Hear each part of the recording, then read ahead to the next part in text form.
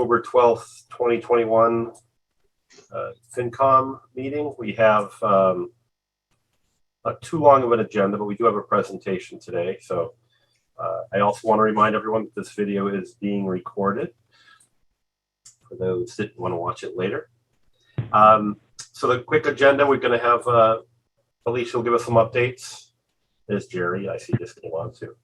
And we want to talk about the warrant article, the sewer article, which we haven't, just to kind of get an update and see where we are, if we're close to being able to vote on that, or if we're truly probably maybe going to have to wait till before, right before town meeting, and talk a little bit about the King Street. Like I had mentioned, Anna Houston will be visiting us, so please let her in when you see her. She'll be on around, hopefully around 7:30, or when we're ready for her, to give a AMI and the housing presentation I had mentioned. I will do some quick member updates, public minutes, and we'll be done. So without further ado. Good evening, Finance Committee members. I'm going to share my screen for the very quick update today. Are you able to see my screen? Yep. So today we just have a couple of things for an agenda. We have the reorganization of the finance department that I'd like to go over for a financial analyst position. I went over this once before, and some new bills from the prior year came through. So here's the proposed finance reorganization. What I'm looking for is the financial analyst proposed position. They'd be on the accounting team, but they'd also work with Treasury. They provide customer service. They would do accounting, collections. They'd help with grants. They'd help with accounts payable. As of right now, the warrant is just one person and myself to approve it. It would provide for better payroll, collections, and accounting for the entire town. Alicia, what is, I'm just trying to see. So in your opinion, these, I know a lot of the finance positions are very difficult to fill. Is this position one that would fall into that category, or maybe there's a little bit more, hopefully? I don't think so. This would be more of a hybrid position where I'd be training them on what to do. I think if we had somebody that came in with some accounting skills, it doesn't have to be municipal, could be private. That's good. As long as they're able to learn and they're good at accounting, they should be able to start off running.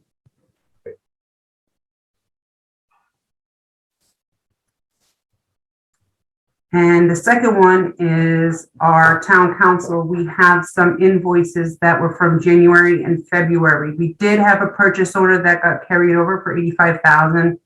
Unfortunately, that didn't cover the total of the bills that came forward, so we're short $46,491 for 4 bills that I would like to have approved and get covered at special town meeting.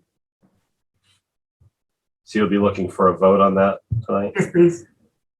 Okay, let's stop here then for a minute.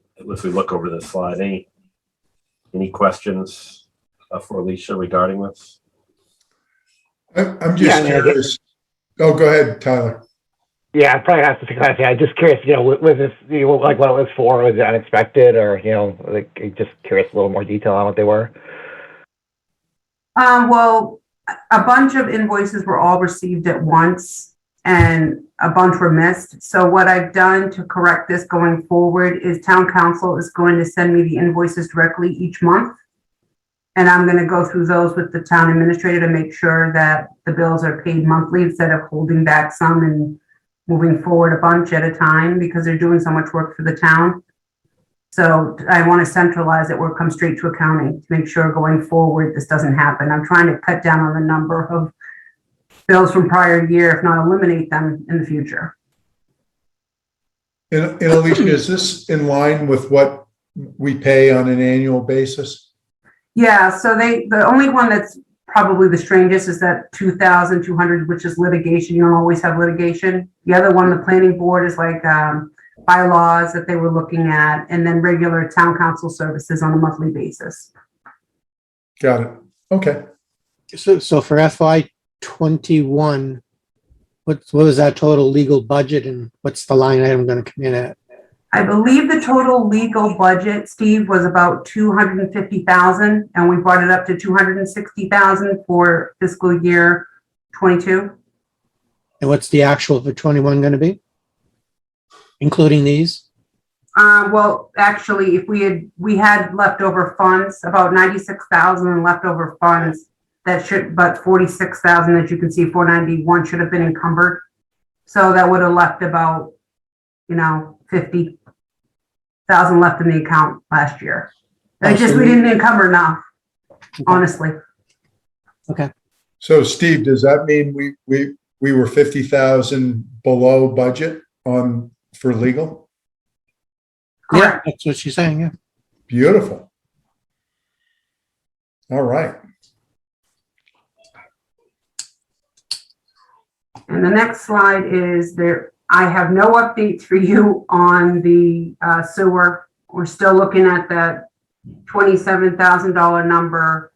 I did update the note at the bottom that we actually received the bids on the 7th. They weren't open till the 11th. So Nick said he would hopefully have them tonight, and I know that the company was working to send something out by the end of the week. So at the end of the week, the latest, we should have some numbers.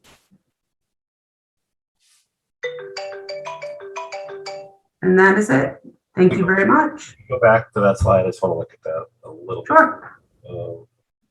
So the change between this one and the one we saw at our last meeting, Gary, was Yeah, that's the question. they took out the compounding on the police details and brought the number down to what it really should be. So off the very last column, that saved about $1 million. There's still a lot of, contingency built in here that I think could be flushed out after a while. So I'm thinking the cost could be a little lower. And we'll know a lot better when those numbers come in from the bid opening. Yeah, I know the conversations that were had a few weeks ago. It seemed like people were falling into that towards the 23 million plus number, but he said, who knows, with such a large project, things can, what we could run into. So police detail cut down quite a bit. So was that in conversation with the police chief? Was that? No, that was in conversation with the consultants. They realized that they shouldn't have been compounding that stuff. So. Okay.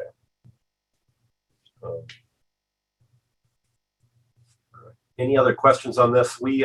I will let you know, kind of ties into this. I did meet with Sal Napoli when we walked that property, when the select board had a meeting on the property on King Street, and how that ties into this a little bit. It was that night where we had torrential downpour, so it was kind of crazy, but we walked the property, got an idea of what they were looking to do there and how it could, offset some of these costs, hopefully. But Alicia, do you have any further discussion on, I know you presented something with the select board that talked a little bit about the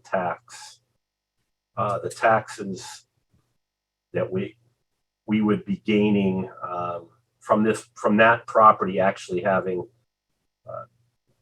being utilized, not empty space or empty buildings, and how much we would realize as opposed to it sitting there the way it is without being able to do anything.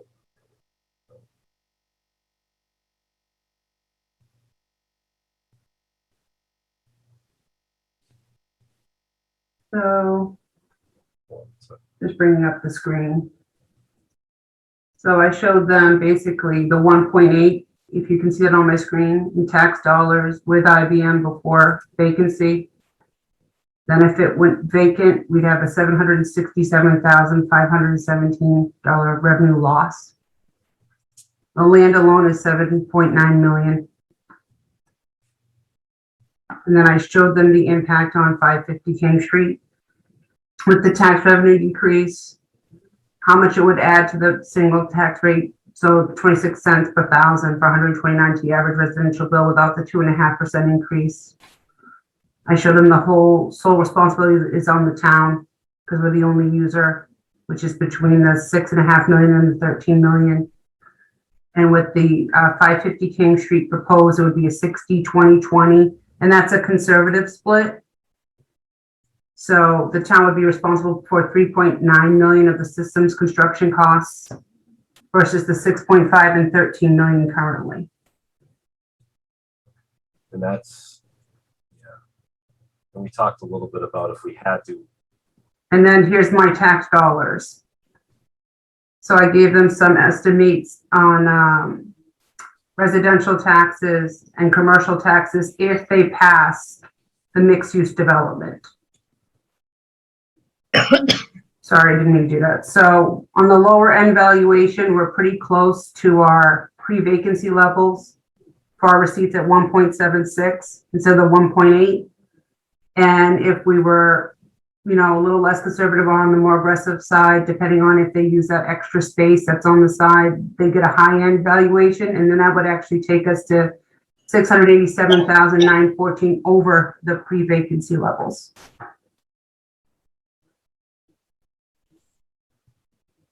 Any questions on that? Do we have any estimates as far as what this new facility will require for police, fire, schools, that kind of stuff? That I don't know, but in talking to the assessor, she said there's potential for additional personal property, which is not even factored into this. Okay, thanks. Greg, you're talking about Costs, due to the cost to offset the taxes. What does that mean for the town? Meaning we're getting tax revenue and the estimated total that you have on the screen here, 2.4, which is up from what it was when it was 1.8. Yeah. Right. So, but does our cost to serve that go up, or is there some tax revenue here? I've just always thought that residential taxes come with a higher price tag than commercial taxes do. Yeah. Well, if you think about it, the more commercial buildings that you have, the more you can spread that needed levy that we need across the commercial base, which then takes the hurt away from the residential taxpayers. This building, if they did the proposed mixed use, it's not only is it going to help on the sewer cost side, it's also going to help on the tax side. So it's like a 2-for-1 special. You're getting help on the sewer project instead of us being 100%. Now you have them being the bigger payer of the sewer, and they're helping on the taxes. Yeah, and Greg, we were also talking about dedicating some of the new growth from this project to help to offset sewer costs too, provided everything passes and whatnot, just to kind of be a mitigating factor and build that in there. Yeah, that's good thinking. And possibly dedicating our 2 million of ARPA, if the select board wants to, towards this project as well. I think that the big wild card, Greg, would be the effect on the school system. That's all. How many kids are going to move in? Yeah, that's always been the concern that I have whenever you have these larger developments that go in, and it just, there's always seems to be a factor there that we really can't account for, right? We know what the hard dollars look like, and it looks great on paper, but is there something that we're missing here that could be detrimental to us as a town? Right. How many apartments are in this proposal? I think we were looking at 400 units in a, and I know you saw the crane. If you've been through town, you saw the crane kind of sitting back. and it kind of goes back down the hill where those two units would go. If you saw the drawing, and then of course if we put some type of apartment or housing above the commercial out in the front, a floor of living above those, like that talked about in the past, that would add a few there too. But I know I had heard the 800 number being kicked around a little bit. That isn't the case. We definitely, it's about half of that, I think, where we were looking at and talking with the developer for sure. Gary, are those mostly single bedroom, 2-bedroom, 3-bedroom? What's the composure of that? Do you know? Yeah, it sounded like that. They're small. I didn't get into the full details, but it didn't look like it was like. I know you're thinking maybe conducive to a family where you'd have a family living in there and have 3 or 4 kids. No, it's not going to be that type. A facility. Hopefully, more so an option for our seniors and a lot of the workers in town that want to live in town, that work in town, that don't have the $500,000-600,000 to spend on a house necessarily, right? So I think that's kind of the target of what we're trying to get in there. But a lot of this has to do with, obviously this vote is really nothing to do with that. It's really just to get the zoning so that they can approach the planning board and zone and to discuss what they can do there. Obviously, it would also have to be approved. And then as a side effect of this, a good side effect, it's picking up a lot of the sewer costs, which wouldn't have happened 5 years ago, or when we were looking at this. No, I think that's the most appealing part of this is the fact that it's going to absorb a lot of the sewer cost. And when the final numbers come in, if this goes back to where it was initially, which was not going to impact the folks that weren't going to use it, it was only going to impact the folks that were going to use it. I think that's a win. So I will say, I think I'm not going to speak for everybody here. We surely can vote on a $27 million budget right now. If you're comfortable with that number, or if you really want to get down into what it's actually going to look like, then we can wait until half hour before town meeting. We can do a 10-minute meeting and vote then. Mr. Chair, we don't even have a full board here. I think this is something that you need to have a full board for. And where we don't know the number, I don't think it's the right approach here. I think we should have the full number and a full board so we can vote it as we need to. I will say, Alicia, Sean, and Steve, I know you've been in those meetings, and Jerry, it didn't sound like that number was going to go north from all conversations. They were still trying to work it the other way. Is that correct? Yeah, that's correct. I think that's going to go down. All right. That's why I wanted to at least mention it tonight. If people were comfortable with that number, then we potentially could have voted. But yeah, Alvin's not here. And I'm assuming everyone's going to be there, town meeting. So I'm not, we might be short a member there too. Things come up, but. Well, that's true. The project cost is one thing. We can say that, yeah, 20 million for the project is fine. We're still not really sure what the total impact to the taxpayer is. Yep. And we're talking about a betterment. We're talking about $3.9 million that the town's on the hook for. Yeah. If we have to front the enterprise fund with 3.9, where are we getting the money from? Number one. Yeah. And number two, is the enterprise fund going to be solvent in the years after that? Or are we going to have to kick in some more money that affects the tax? We don't have the answers to those questions yet.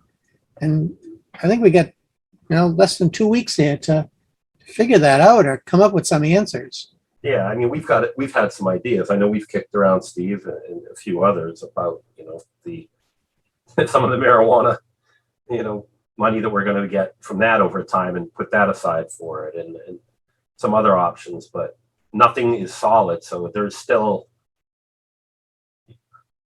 I'd like to have a little bit more solid numbers or answers to those questions as well. So let's wait 2 weeks, but I don't know if those are going to be answered by town meeting. So, put yourself out at town meeting, Gary. A resident's going to ask the finance committee, what's the impact to me in my pocketbook? And what are you going to say? What can you say? Trust us? Yeah, I know. They don't like that. No, Yeah. we're going to have to show the worst case scenario, right? Of what it's going to look like. Here's your tax bill. And here's what we fully expect it to be, right? And that's the good faith thing. But we can't, I'm not saying we should pull the wool over anybody's eyes here. Let's show what that worst scenario is for the taxpayer across town that has nothing to do with this besides, enjoying a much more vibrant common for sure. And there's a value to that as well, that I think people have a tolerance for. And then the housing component, I think, but everyone has a different level of tolerance for that for sure. So let's push this. In the short term, there's going to be some hurt with the $129 per year. That's going to last for a while until everything is completed. And, whether that's 3 to 5 years, it's something that's going to be real to the taxpayer, number one. And then there is light at the end of the tunnel with what Alicia showed on this chart here, is that if things are built out right and we can realize, that high end stuff, then there's going to be a little gravy at the end for the taxpayer and we can redistribute those costs somewhere. Yeah. But until then, it's going to impact people in town. So they should really know and understand that. All right, any other questions on this or comments? Appreciate the updates, that's for sure. I mean, I'd love to get to a point where when we have these big projects that we know the numbers more than a week or two before town meeting, so that we really can digest them and go through them versus feeling like it's just being pushed through. I know a lot of work's been done on this and I'm not trying to belittle that, but at the same time, we've had many fairly significant sized projects that always tend to be kind of last minute with the final price. And it just feels like it's being shoved down our throats. And I've never liked that. I know a lot of work's been done here and I'm not trying to point fingers. No, I know the timing is tough, Greg. I think in a perfect world, this article could have got, pushed to next May. It didn't line up with obviously a developer that's already purchased the piece of land and is willing to work with the town. That's what drove this, I think, a little bit. And then also, let's not forget Northern Bank and Trust. I brought this up last time. They've kind of that part of the town has just kind of been stagnant, waiting for this decision, the town to make a decision on, well, what can we put in there, right? What else can we do besides a bank or something? So I think that drove it a little bit. But I asked that exact question, Greg. Why aren't we holding off? And I think those are the answers that the water commissioners came up with in the sewer board. So through the chair to Steve, if I get an update from Nick by the end of the week, forward that to Gary to get to you, and then I do a calculation on the numbers, I'll forward that to everybody. Okay. Great. okay.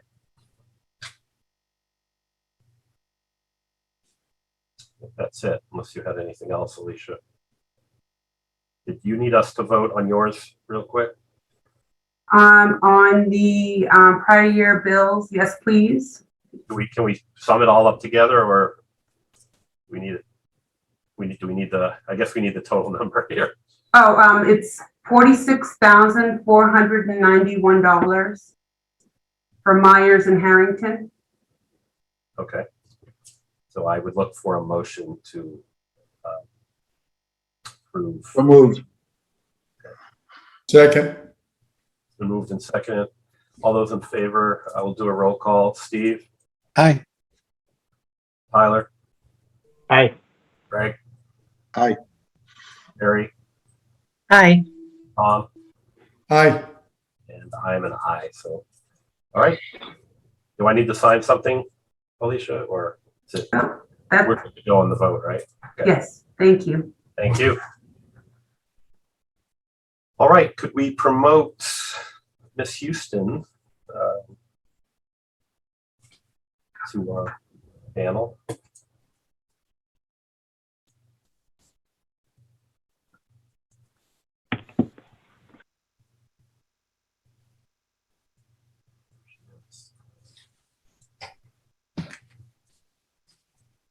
Good evening, Anna. Hello. Hello. Hi. Thank you for joining us this evening. Certainly. Thank you for having me. And Hello, Finance Committee members.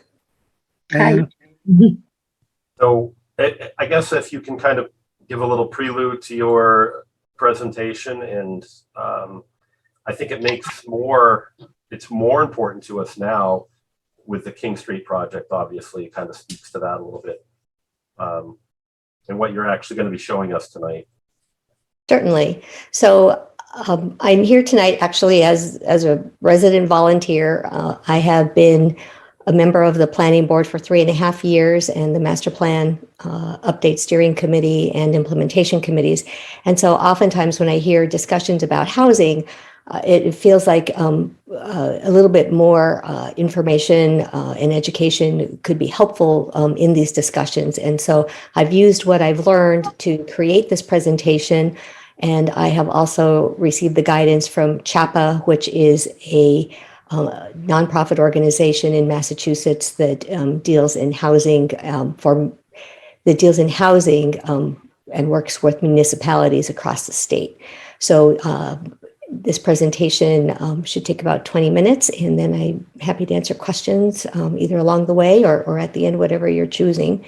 I just need to make sure I can share it. Thank you.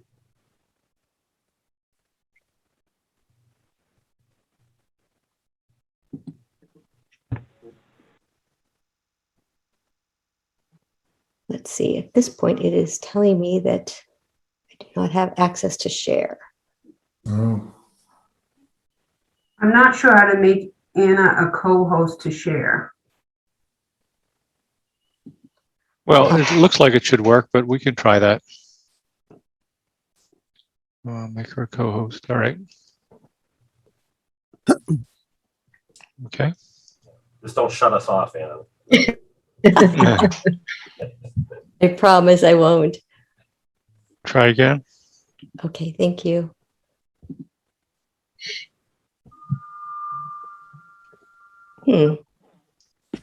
Nope, it is not letting me. Let's see all panelists. I'll change another setting here if you would try it. Then if that doesn't work, I suppose I can send someone the link. Yeah.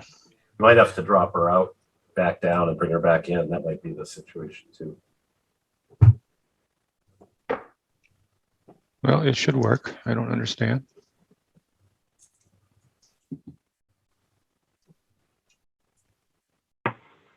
World of Zoom. You're getting nowhere, Anna? No, should I go ahead and get out and try to get back in? Yeah, we can try that. Okay. All right. So I will log out and get back in. Thank you. While we're waiting, I guess let's jump down to minutes. Let's knock out the minutes really quick. They've been kind of scattered. I'll let Marilyn speak to those if you would. Did he let me in? Well, yeah, you're here. Okay. We have minutes that are due from August 24th, September 14th, and the joint Finance Committee Select Board meeting of the 27th of September. Okay. They went out kind of scattered. So does anybody have any questions on those minutes? Mr. Chair, I can only vote on the 14th. Okay. So we will break them up then. yeah, let's break up the minutes then, since we do have. Although, Greg, I will say, I think I asked legal that question about voting on the minutes if you weren't present, and I think you still can actually vote on the minutes, but if you saw a mistake, something that you saw, but we'll do it the way we've always done it until I get more clarification, maybe from Diane. Yeah, Gary, you can do that, Yeah. just so you know. So I always wondered why, just because you're not there doesn't mean you can't, you read the minutes and you see, you watch the video, you should be able to give your opinion on. With modern video, yeah, I tend to agree with you, Mr. Chair. I mean, you should be able to watch and correct something that needs to be corrected. There's always just in the past, if you weren't there, something Right. was said and it was missed or something was added, you don't know, So I am going to put them all together and we will vote as a board. And if there's an issue with that, we can revote them later if someone in the public or otherwise has an issue with how we did this. So I'm going to look for a motion to approve the August 24th, the September 14th, and September 27th minutes. So moved. Been moved. Anyone second that, please? I'll second. I think I was absent for one of those meetings. That's why I hesitated, but It's okay. It's been moved and seconded. Any further discussion? All right. All those in favor or against? I'll go around. Steve? It's the lip reading. I know what you said, but could you? Aye. Tyler? Tyler agrees, yes. Greg? I guess. Jerry? Aye. aye. And I'm a yes. Okay. Thank you, Marilyn. You're welcome. Thank you, Marilyn. You're welcome. All right. Let's try this again. Okay, it does look like I'll be able to share now, so here we go. That's my contribution to technology today. Reboot. Thank you for your patience. So this evening I will cover housing that's affordable, our housing gaps, the tools that we have for affordability, and building housing that Littleton wants. So the primary consideration is around what affordable really means. And so the definition that I like to use is that any housing, whether it's an actual home for purchase or an apartment, is considered affordable when rent or mortgage is 30% or less of a household's income, period. So regardless of how much somebody earns, this is what is considered affordable in any household. A second definition that's pretty important to talk about is area median income. It's a tool that really helps us to understand what amount of housing, again, mortgage or rent, that someone can afford. So we talk about AMI in terms of a percentage, and a 100% AMI means that half of the households earn less than that AMI and half of the households earn more than that. And in 2021, the 100% AMI for Littleton, if a household had one person in it, was 84,600. So again, half of the folks that are individual households would earn less than that and half would earn more than that. For a family of four, that area median income of 100% is 120,800. And you will see here that sometimes you'll see little footnotes, and those are at the end of the presentation. Gary has a copy of the presentation, and if he hasn't provided it, I can resend it and we can get it out to you again. But all of the calculations and my notes are in the back of the presentation for folks who'd like to go into details. Okay, so when we talk about AMI in terms of less than 80% AMI, that is speaking about households that have lower incomes.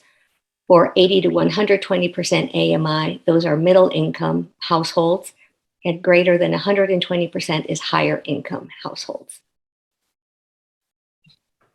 So I'm going to talk about each of these three different categories.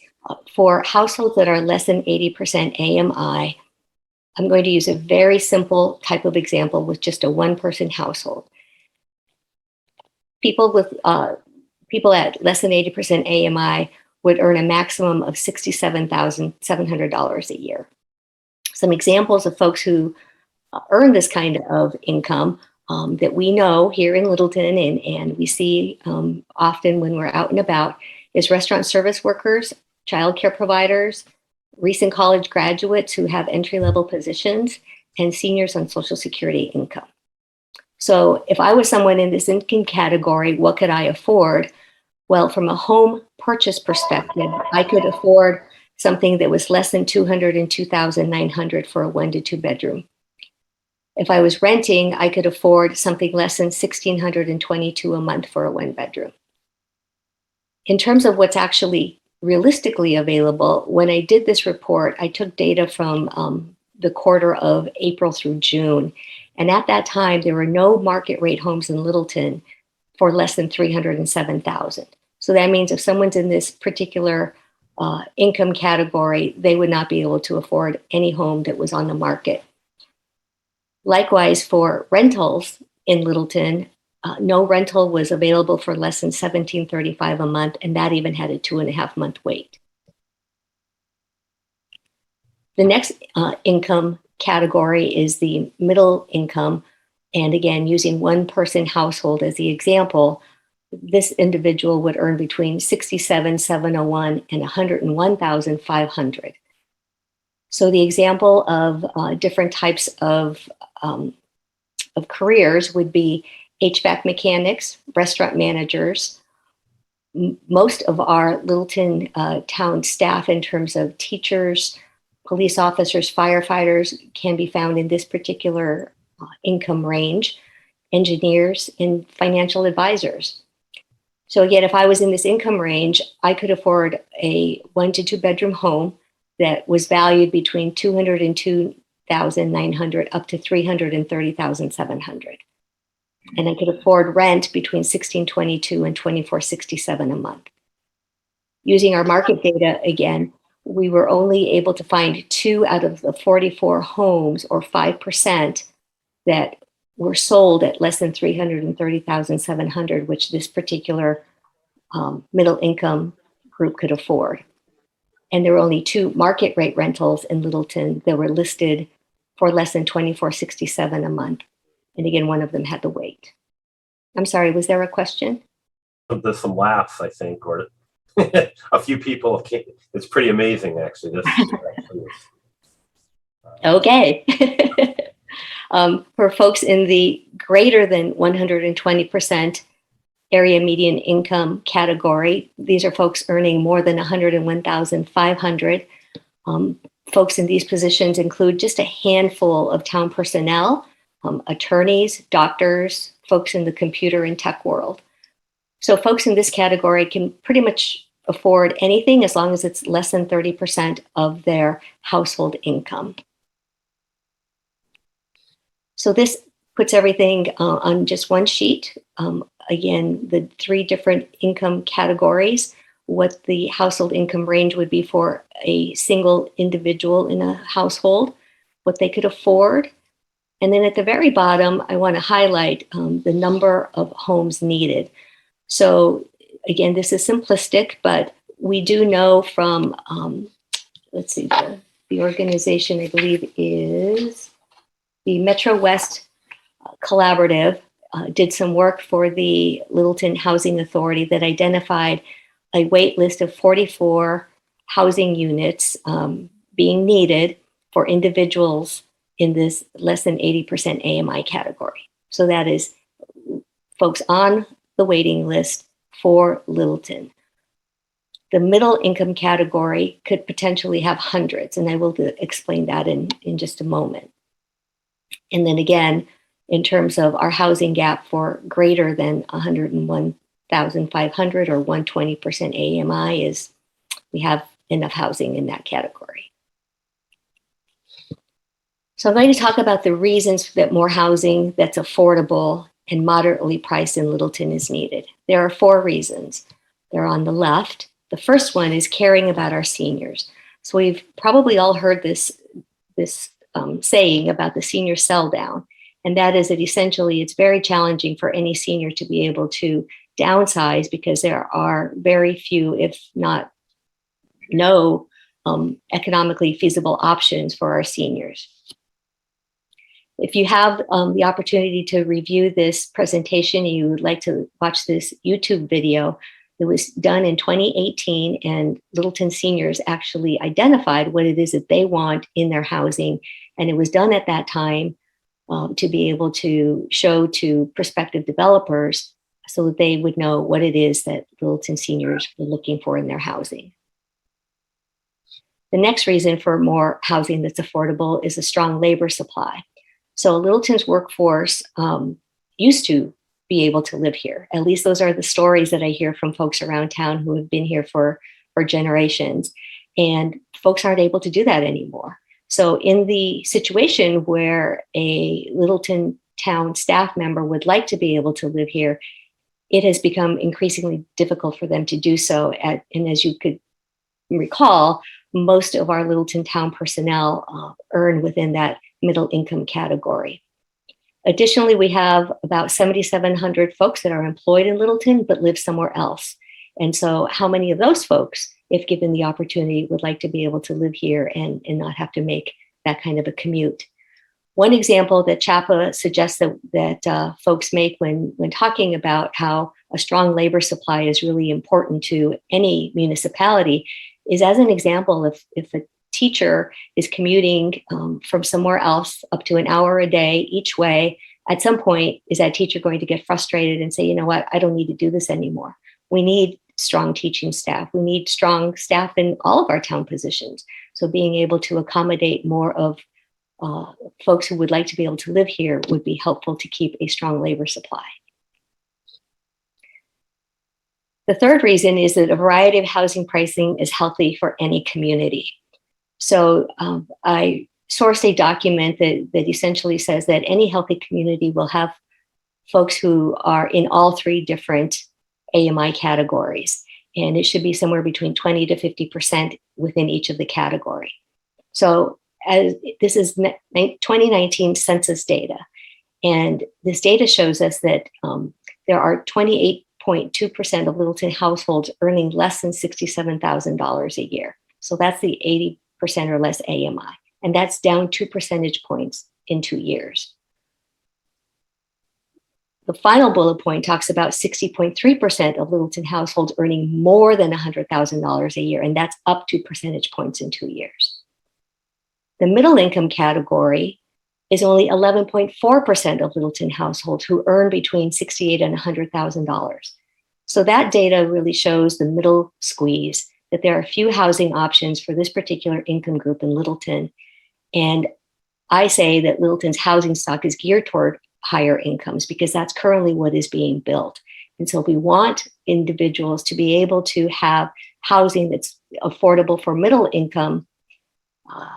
We need to be able to ensure that it is being built. So when I said that a couple of hundred housing units for middle income households would need to be built, I get that calculation by saying if our middle income category of 11.4% were to increase to 20%, that would need to be an increase of over 300 households to be able to get that number bumped back up to about 20%. And then the fourth reason is, as Keith Bergman, our former town administrator, used to say, we want to be a master of our own destiny. Littleton's population is projected to increase by 1,000 by the year 2030. So every year, every decade since 1980, our population has increased by 1,000. And so if we are to expect that kind of population increase, because we can't pull up the drawbridge, what we need to do then as residents is recognize that we are going to get this and plan for that population to be in key areas that we've already said in the master plan we're okay with. And those areas include the Common, the train station area, older commercial industrial areas, and the Point.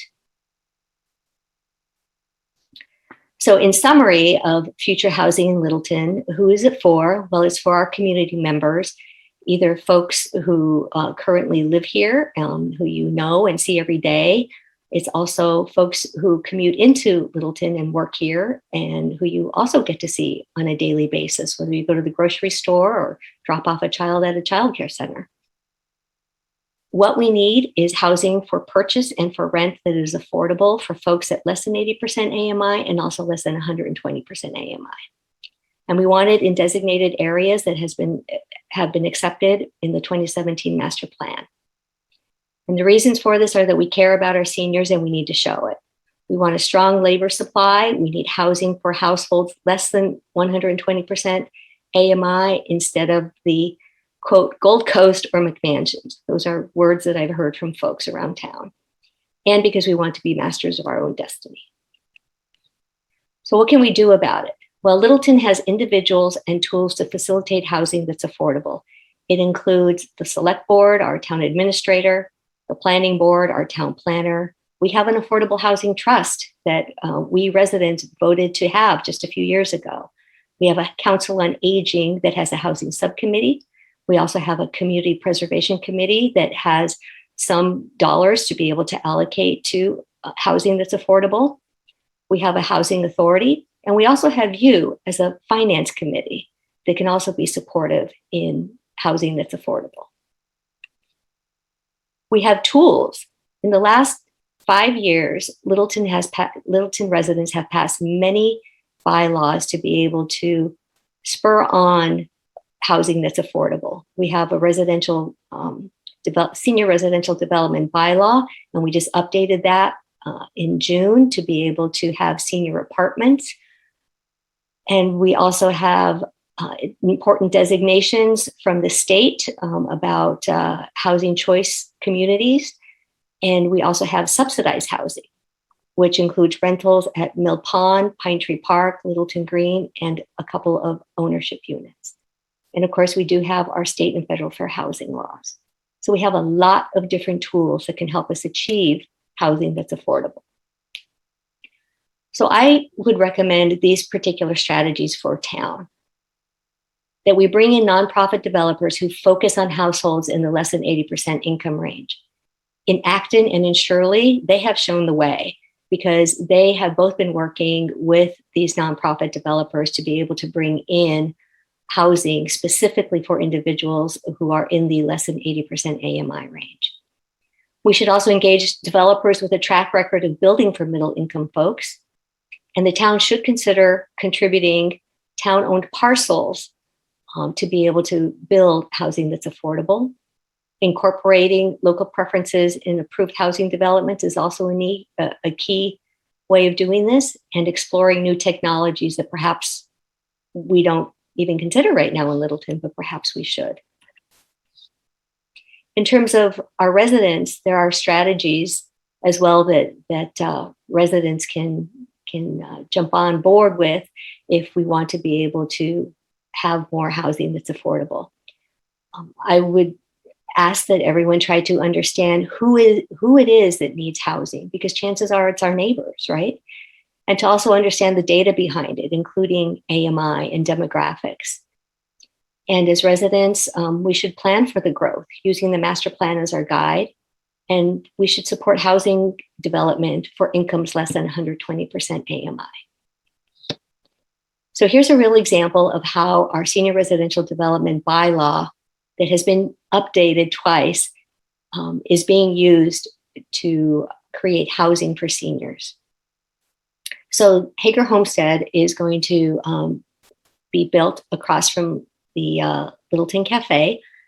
It has been approved. It was approved in January for 24 housing units.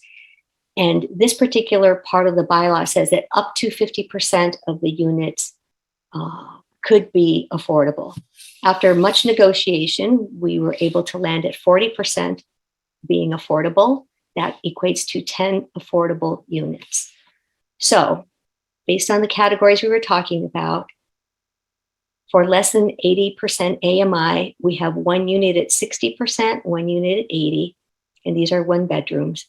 Between 80 and 120% AMI, we have one bedroom unit at 100, one unit with two bedrooms at 100% AMI. We also have two units that are one bedrooms at 120% AMI, and we have two units that are two bedrooms at 120% AMI. And because the bylaw allows us to go up to 150%, we agreed to two units at 150%. So that's how our bylaw worked to be able to get what we need here in Littleton. I'll take just a moment to have everybody read this.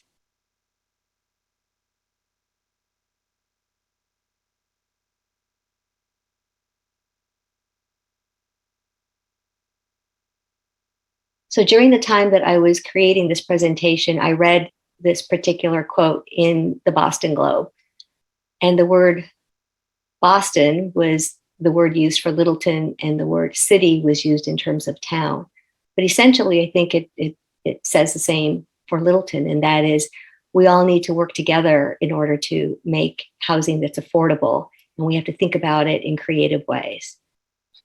So I ask everyone in town to please think about housing that is affordable and think about how we can get it done. So thank you very much for your time this evening to hear this presentation. And if I can answer any questions, I will. Mr. Chair, through you to Anna. Anna, nice presentation. A lot of statistical data in there, which I found interesting. And a lot of work that I know you've done on both the Master Plan Implementation Committee and on the Planning Board. The challenge that I see here in Littleton is we've got to find developers that are going to want to work for less money because they can make a fortune selling expensive homes. So why wouldn't you do that? I mean, what's in it for them to build affordable housing when they can make a lot more money? And who would blame them, right? I mean, you're a developer, you're in business to make money. Make a lot more money selling more expensive homes. And you've got a lot of tools out there that you've implemented, which is very good. But it doesn't seem like we're getting the traction that we really need to make it work. So the way I see this could go is you're going to need a lot more density to make it work. And you're going to need a lot more housing in tighter areas so that you can have more of it, the elements affordable, so that when the developer makes their money at the end of the day, they're making the same kind of money. They're just not spreading it out all over a larger parcel, if you will. Correct, yes. Mr. Chair, may I respond? Absolutely. Okay, so yes, Mr. Chamney, I do agree. And that is one of the reasons why, for example, the proposal that has come before town in terms of what was at the train station or what we are now seeing in the common at the IBM, former IBM site, there is density there. And so that is one of the reasons why I highlighted the fact that the master plan does already allow for that, because we as a town have already said we're okay with that. And for the town to consider that could very well be a very strong spot, as you said, so that we aren't going into other areas of town where we don't want it. Yeah. And I do appreciate what you're saying about bringing in the right developers. Yeah. Else? Anna, how many units is Lapoli looking to build at that site? So putting my planning board hat on, Mr. Perrell, the information has not been confirmed. And that is primarily because in creating the current district bylaw, what we are looking at is really the vision and creating the guardrails and the guidelines of what we'd like to see. And I'd like to equate it to saying that when you're creating something like this, you want to be able to set the big picture of what we want, and then all of the details come when they actually bring us their application, because that's when we're going to know precisely how many units and what they're going to look like and everything around it. But for right now, it's just setting the vision for the space. Okay, thank you. I know we'd all love to know.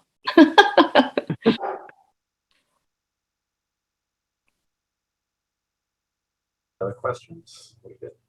Yeah, no questions, but just a thank you. I mean, obviously it's, it's great info, and as you look at, just all the challenges we have with, it help a lot of times in every window in town, right? I mean, it's clearly something we need to be very cognizant of, so we don't end up with businesses that can't staff, employees that end up just closing down. So thank you for the education. Thank you for your time. I really do appreciate the opportunity to be able to share this with you all. Very informative. Thank you. Thank you. Thank you, Thank Anna. you, Anna. All righty, I'm going to go ahead and sign off. Thank you. All right. So that being said, we can move on to member updates. I guess I can go around here. Tyler, do you have anything for the group? Nothing. I mean, we did have a TAC meeting since our last Fincom meeting, but nothing. I don't think that need to bubble up outside of they are looking for additional at-large members. So if anyone is interested in an at-large position on TAC, they're looking for people to join. Also, at the request of Diane, she did ask that we have an alternate to the Transportation Advisory Committee. So if anyone is interested in that, that's also something that is an open spot. That's all I had. Could you explain kind of what the board does, what their charter is? Yeah, sure. And I'm still kind of learning some of this too, right? But TAC is a committee appointed by a bunch of different boards in town. Like, Council on Aging has it. The selectmen have appointees. Fincom, BPAC, which is the Bicycle and Pedestrian Advisory Committee, has a member on there, and then there's also at-large members. And the challenge of the committee has been there's a lot of empty seats on it, and and the at-large members have been there since the founding of it, and they're just looking for some folks for additional continuity. The intent of it is really kind of a sounding board for any type of transportation issues in town, right? So it's a great opportunity. Marin hops on. The highway department is typically on there. Town administrator, as well as the members. So it's just a really good place to bring up any transportation issues in town and talk about them, right? Some of the things that ended up on town meeting warrants around. I think the last town meeting we funded. On the capital article, an article around, planning for bicycle, like a master plan for transportation for bikes. That was something that had kind of come through there. So again, typically not a decision-making board, but more of a information, opportunity for information sharing. We've talked about a lot of issues around, bicycle transportation, sidewalk planning, things like that. So again, not something I typically have a lot of exposure to, but it's definitely, kind of been an eye opener for me as all the info gets passed around. Awesome. So if anyone else, just you can ping me, just saying, yeah, I'm interested, and we can make that happen. Anything else, Tyler? No, that's all I have for this meeting. Thanks. Greg. Nothing today. I'm just keeping my kid away. He keeps running around me. So apologize for the interference with the head popping up behind me every once in a while. That's okay. Jerry. I don't have anything. All right. Steve. Nope, nothing here. Tom. Other than thanks to the Red Sox, there are going to be a lot of late nights coming up. There are. Yeah. That's awesome. Great. That was a great win. I have a couple things. Actually, Alicia might be able to help with this. I saw an email from the Association of Town Finance Committees, the ATFC. I know a few of us have been to those meetings in the past, and there had some dates coming up, the 21st, the 28th, and then November 4th. It's all Zoom. We used to meet in person.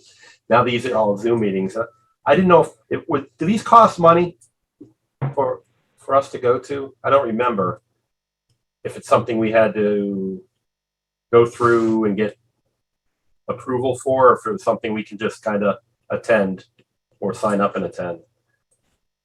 I'm not sure if they cost anything, but I'm sure if you wanted to attend an education, that would be fine. Yeah. Okay. I'll put out the link. I must have got it on the link because I attended one once. So now they send me when these are coming up, and they're different subjects depending on what's going on in the state. Pretty interesting. Usually they have some of the the governor's staff on there and things like that, talking about, you know, the health of the state finances and different things like that. So I'll send that out to everybody if you're interested. I think it just might be a matter of clicking on the link and joining. So let's see. The only other thing I had was really it's a conservation thing. I don't know if anyone has had the opportunity to hike the Harwood Ave conservation land. It goes all the way to Grimes Lane now. I hiked it with my wife. It's a great property, a little wet, but they've put, you know, Jim O'Neill has put a lot of work in there with a lot of volunteers with boardwalks and stuff. But it's a really nice walk, especially this time of year, obviously. The kind of meanders through there. I parked my truck on Harwood Ave and we went all the way to Grimes Lane. I didn't want to walk back, so I just walked all the way home. My wife got the car and but it's a nice walk. So hats off to they've done a lot of work out there, you know, the volunteers. So outside of that, do we have anybody out there in the public that's There's no one. going? Okay. If there's nothing else, I'm not going to hold you guys up. We're right at about an hour, so this is good. And we'll see. Just a reminder, town meeting, from what I gather, is going to be indoors. Is that correct, Sean and Alicia? Have we heard any more? It looks like an indoor event, a standard. You're correct. Yeah. Okay. Good, because it could get pretty cold that time of year. So, and then I will try to post. I would say if town meeting's at 7, I'll post to 6:30. That gives us. You think that's early enough? I know it's a big article, but if just be on the lookout. I'll reach out there. But if I think I need to do it at 6:15, we'll do that. If you give us a little more time. Mr. Chair, that's the only article, right? That we need to vote? Yeah, I think so, yeah. I don't think we had to vote on the zoning article for King, did we? No, so yeah, that's the only article, the largest article in our history. But yeah, it's a big one. Do you expect the numbers to change much from the presentation? We don't know. I mean, it's gone down $1 million off of the, like Steve said, off of the police details. But we don't know yet what that big piece of equipment's going to be. And they did build that 30% contingency on top, which they're going to reduce that down probably to about 15%. I believe, Steve, is what Nick had said at our last meeting. So I'm expecting the numbers to go down. How much, I'm not sure. But we'll know for sure by the end of this week. Yeah, 15% is a lot. Yeah. I mean, this price tag was at 39 million, I think, before we got it. Pretty much a lot of people together are like, what? A lot of those numbers, didn't make. They have contingencies on contingencies on contingencies, unfortunately, in there. So I know Steve wants a much more accurate number than what we've seen. Yeah. Just because we know we're going to get hit with a lot of the questions that we're going to need to answer. So the more we know, the better, for sure. Okay, that's all I have. Look for a motion to adjourn if we. Motion to adjourn? All right. Second. Been moved and seconded. Those in favor, Tyler, Yes.